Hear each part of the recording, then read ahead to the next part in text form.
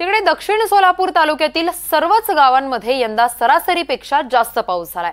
दक्षिण सोलापूरमध्ये अतिरिक्त पाऊस झाल्यामुळे खरीप हंगामाच्या पिकाला मोठा फटका बसतोय। पावसामुळे खरीप हंगामातील काही पिकं वगळता अनेक पिकं वाया गेल्यानं शेतकरी अडचणीत आलाय। अनेक शेतकऱ्यांचं अतोनात नुकसान झालंय। सर्वच पिकांचा पंचनामा करून शेतकऱ्यांना मदत द्यावी अशी मागणी आता जोर धरू लागली आहे। या शेतात उडीद आणि आंतरपीक म्हणून तुरीत आंतरपीक म्हणून उडीद केलं होतं। तुरी आणि उडीद दोन्ही जास्त पावसामुळे सगळं पीक नाश होऊन गेलेलं आहे आणि पीक विमा वगैरे भरलेला आहे। हे पाणी एवढं कशामुळे राहावं लागलं इथं?